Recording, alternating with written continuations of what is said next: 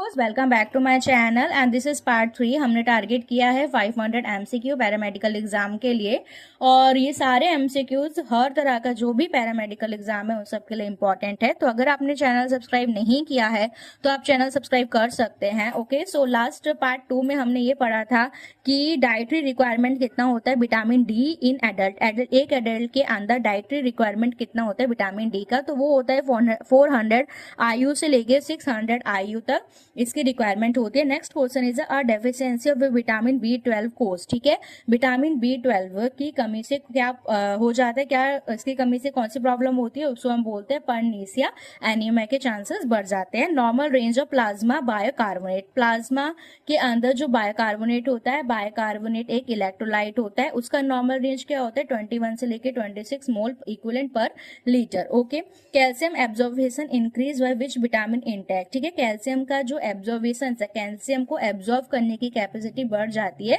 अगर हम vitamin D का अपटेक करते हैं, इनटेक करते हैं। ओके, अब हम कुछ कॉमन नेम पढ़ते हैं। विटामिन ए को क्या बोलते हैं, रेटिनॉल बोलते हैं। ठीक है, विटामिन ए को रेटिनॉल बोलते हैं, विटामिन सी को एस्कॉर्बिक एसिड बोलते हैं, विटामिन डी को कैल्सीफिरॉल बोलते हैं और बायोटीन को B7 को क्या, विटामिन B7 को बोलते हैं बायोटीन। ओके, अब नेक्स्ट क्वेश्चन है कि prolong vomiting led to loss of their ions. ठीक है, अगर वॉमिटिंग बहुत ज्यादा टाइम तक होती है तो इलेक्ट्रोलाइट कम हो जाते हैं, उसमें भी जो क्लोराइड वाला इलेक्ट्रोलाइट है उसका जो लॉस है वो सबसे ज्यादा होता है।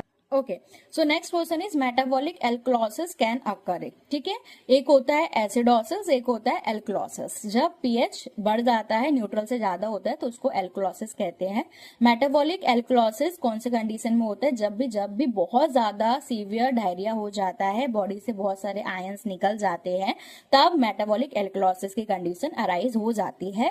Normal average glomerular filtration rate. ठीक है, नॉर्मल कितना ग्लोमेरुलर फिल्ट्रेट रेट होता है किडनी का, GFR कितना होता है 120 ml पर मिनट होता है। Okay, primary bile acid, primary bile acid का नाम बताना है तो उसका एग्जांपल है chloric acid. Okay, enzyme responsible to convert the indirect bilirubin into direct bilirubin. ऐसा कौन सा एंजाइम है जो कि इनडायरेक्ट विलुब्रिन को कन्वर्ट करता है डायरेक्ट विलुब्रिन, उसका नाम क्या है, glucuronyl transferase enzymes. Okay, in high privilege area अगर है तो हाई परसेंटेज चांसेस है हेपेटाइटिस बी के, ये हेपेटाइटिस बी ट्रांसमिट हो थ्रू ब्लड ट्रांसफ्यूजन से या पेरिनेटल ट्रांसफर हो सकता है। ओके, सो इसमें क्या पूछा गया, इसमें यह है कि अगर हेपेटाइटिस बी होता है तो हेपेटाइटिस बी किसके द्वारा ट्रांसमिट होता है हाई प्रिविलेज एरिया में, तो उसका है ब्लड ट्रांसफ्यूजन की वजह से या पेरिनेटल ट्रांसफ्यूजन की वजह से। ओके,